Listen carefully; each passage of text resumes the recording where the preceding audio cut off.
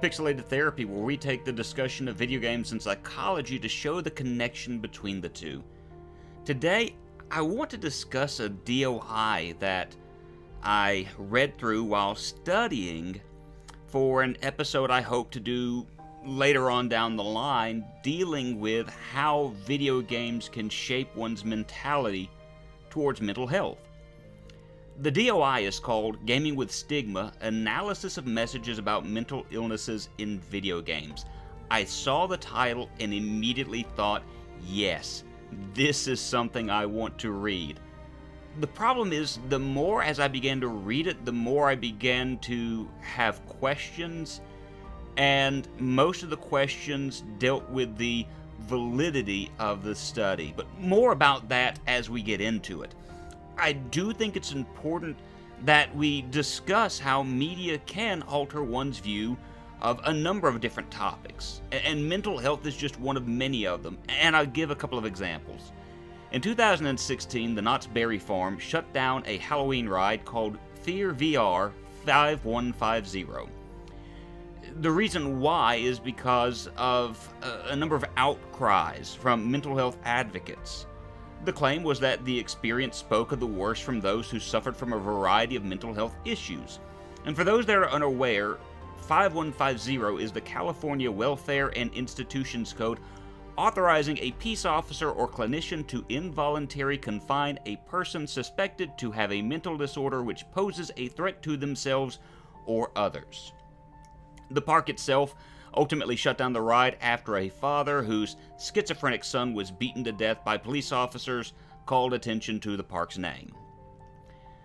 You also have movies and television that often portray those in the mental health field in a number of different ways. You have those clinicians, doctors, psychologists, things of that nature. Oftentimes they are portrayed as lacking empathy, willing to do all sorts of heinous experiments in the name of science against their subjects. But also many mental health patients are portrayed as violent beasts. Again, here's a few examples. Think of the Halloween franchise before that stupid Thorn plotline entered into it. Michael Myers, as a child, killed his sister, was taken to an asylum, escaped as an adult, and sought to kill Laurie Strode, who was revealed to be Michael's sister and then later retconned in later movies.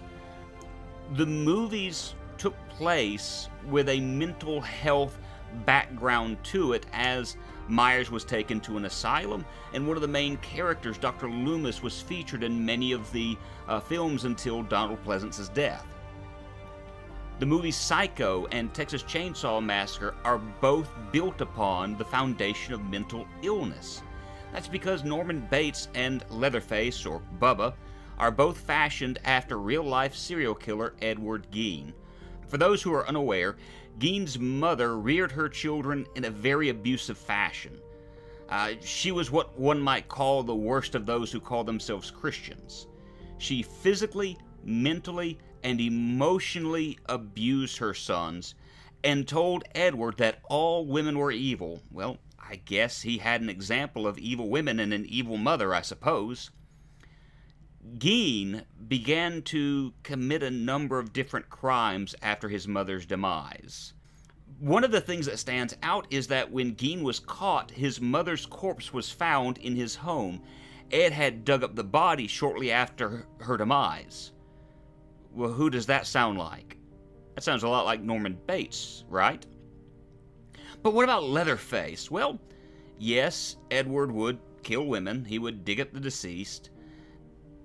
He was involved in the practice of tanning the skins of the victims and building furniture and other decorations out of their bones and body parts. And if you've ever watched any of the Texas Chainsaw Massacres, those are visuals that appear throughout not all of the movies, but many of them. Well, what about video games? There are likely hundreds, if not thousands, tens of thousands, hundreds of thousands of video games on the market which address the subject of mental health in some form or fashion. Now, some do a great job of showing the realities. A game that I hope to play sometime in the future in Hellblade: Senua's Sacrifice is one of them. Speaking of the game, Sean Hedry and Sharon Packer write, while the developers have grounded their fictional representations in a measure of emotional veracity, Ninja Theory's effort here is remarkable for the extent to which the studio solicited, retained, and followed the advice of professionals in the field, and consulted advisors who suffered from similar conditions. Thus, the game aspires to a more faithful and honest depiction of an oft-stigmatized mental illness, a depiction that may yield positive effects as an educational experience, given the increasingly ubiquitous hold immersive video games have on the public. This game may also aid in the education of mental health professionals who strive to understand their patients' perceptual, emotive, and cognitive experiences as much as their neurochemistry. But there's also a number of different games that present mental health in a very poor fashion, and that brings us to our study at hand. Now, as I stated, I came across this article while reading up and studying on an episode I'm wanting to do down the line. I tend to research items and work on them. I try to stay ahead in my research so I can put these videos out at least one a week. And so I came upon this article, I read through it, and what I'm going to do is share my general thoughts that I had as I read through the article. If you want to read along with me, there is a link to the DOI in the description box below. You can read along with me, you can form your own opinions. I would love to hear your thoughts on the study as well. Be sure to say something in the comments box below. I would love to hear from you. Now, before getting into this, I'm going to disagree with a number of things in this study. That does not mean I am coming down on those who made it or saying that they are bad at what they do. I appreciate everything they are trying to do. It is very important that we study how our actions and our beliefs can affect how we treat others. But not only that, we need to understand better how our media at large affects our thinking and how that affects others. And so with that being said, I really think there are certain things about video games these researchers did not understand when writing this, and it colored the research they did, the decisions they made. Okay? So let's start with this. Now, my first red flag came off right when I was reading the methods of said study. The method is how the researcher or team of researchers went about performing the study. They searched keywords on Steam looking at games made between 2016 of January and June of 2017. Now, I understand why they would use Steam for such a study. With Steam, you have this immersive, this large category of storehouse of video games. I'll get the words out eventually. And because of that, you have so much more to choose from than had you done the PlayStation Network or Xbox Live, something of that nature. And really and truly, a lot of the games that you would find on Steam, you might find on PlayStation, Nintendo, or Xbox. Now, the problem I have, though, is when you're using keyword searches in order to make certain decisions. So the question that I have here is, are the researchers referring to the keywords given to Steam games? You may see certain games that their keywords that are attached to it, like Souls-like. Those are games that are styled after Dark Souls, the difficulty, things of that nature. If so, my issue with that is that keywords are often user-generated. That means that a game may say something like, psychological horror, and it's a game about unicorns, frolicking out in a field, eating hay, and, just being unicorns. And that's it. But it's tagged psychological horror as a joke. Okay? So you can see the problems that would have with it. My second issue is even if that's not the case, searching for games by certain keywords in the description box will not always yield the best results. And for instance, I typed in insane in the search box on Steam, and I searched by relevance, and I looked through the results. Now, the very first game that popped up was a Japanese RPG that was on the PlayStation 1 originally, and so I'm not quite sure how that ended up being first, but there it is. I also noticed you had games like Hot Wheels, Mad Manga, downloadable content. And you would go, well, why would something like Hot Wheels come up in the search? Well, the word insanity is used in the synopsis. You see, I searched the word insane. As the developers are describing the game, they speak of the tracks and the cars, and they refer to their insanity. Well, it doesn't mean that the cars or the track is crazy, but it's just a tagline used in order to sell the product. My point is, you're going to have to do a lot of digging through a lot of different games when you find the ones that you want. My second red flag is right after this. They used a game elements framework to describe and unpack the messages about mental health and illnesses in-game. My very first thought upon reading this sentence was, they didn't play these games, did they? Now, I can look past the first issue. You go looking through the synopsis and you read about the games. Yeah, it's going to take time, but you'll find what you're looking for. But my problem with this is, I find it difficult to really unpack the game elements framework of a video game if I don't know what's going on with the game. I can look at pictures, I can look at synopsis, I can look at reviews, but unless I play the game myself, there are a lot of things I don't know about it. I can only assume that this list is going to be riddled with games that take place in a quote-unquote spooky asylum. Okay? That's how I feel about this right now. So I do really like the way the subject is introduced in the background. The researchers are not against video games. Yay. There are studies mentioned which paint gaming in a positive and negative light, so it looks like they're trying to take a very neutral stance towards games. I think that's important when you're doing a study like this. You can't go in with some sort of bias because it's going to, again, color the way that the study goes. And so they discuss how mental illness is portrayed in movies, television, even children's cartoons. And so the review aim helps us understand that the focus is going to be on psychosis and schizophrenia.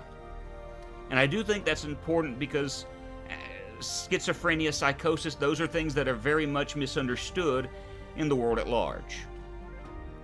So with that being said, we're just going to shoot through the strategy and results.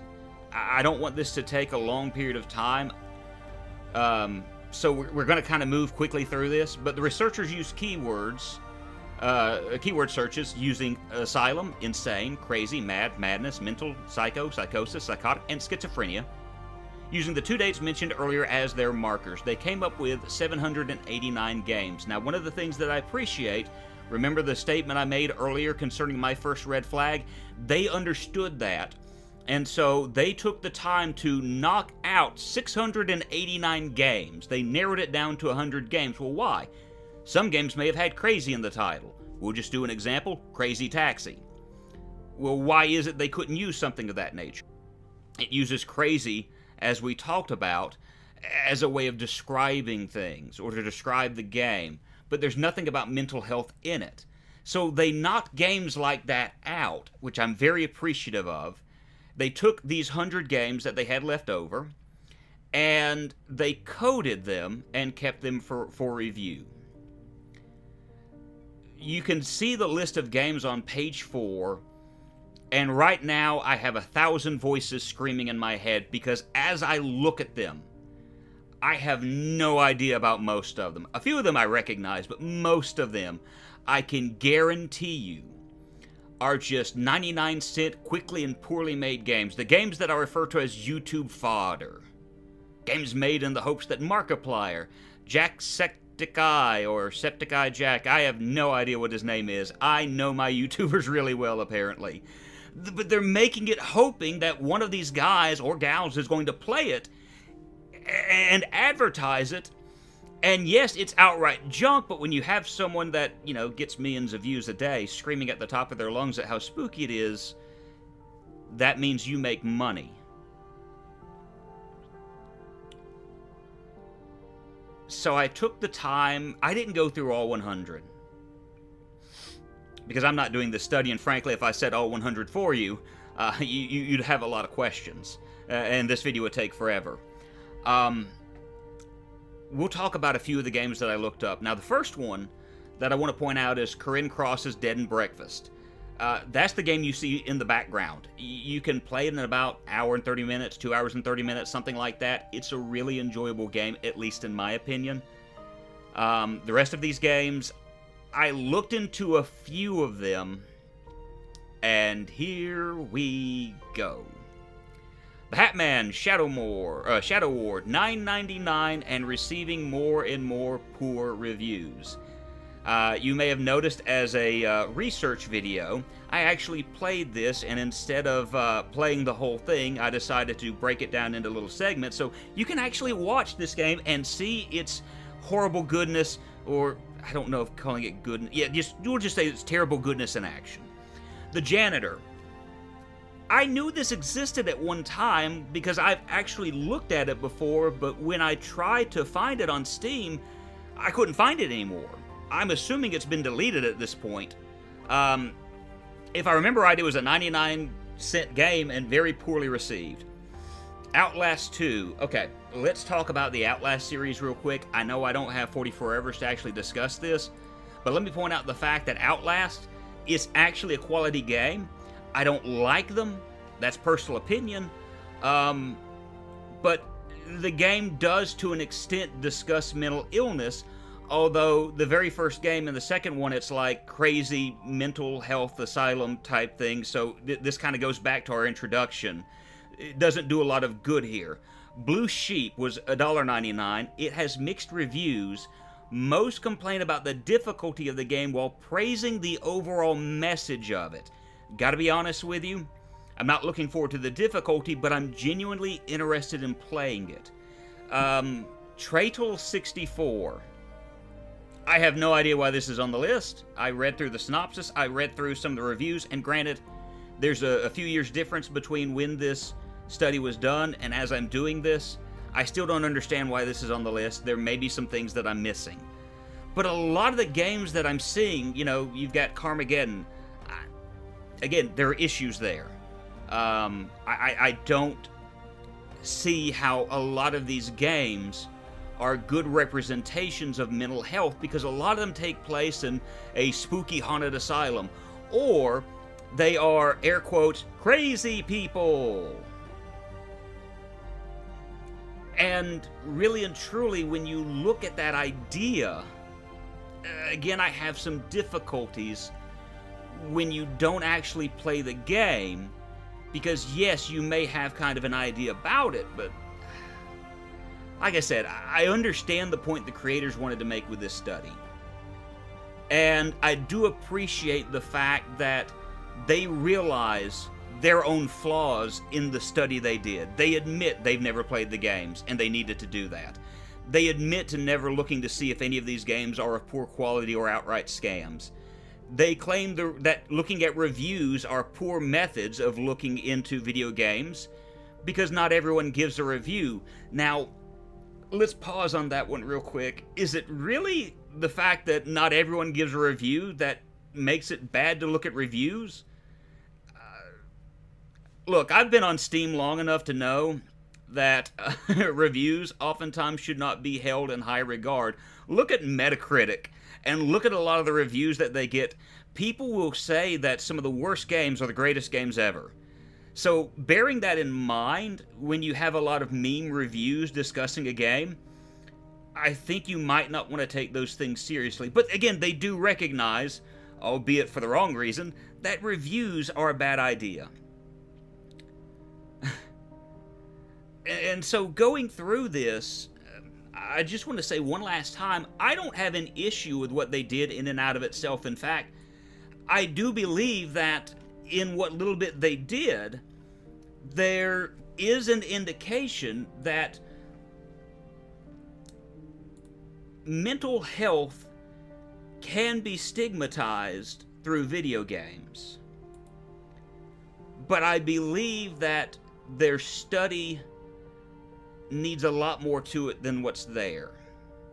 And I do look forward to sometime in the future that we do have a study that points out how one views mental health looking at video games as someone plays through it.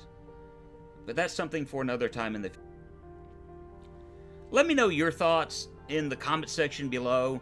Maybe I'm off base. You know, I'm trying to hold as much of a neutral position here, but maybe I'm more skewed about this than I'm meaning to be. Let me know what you think.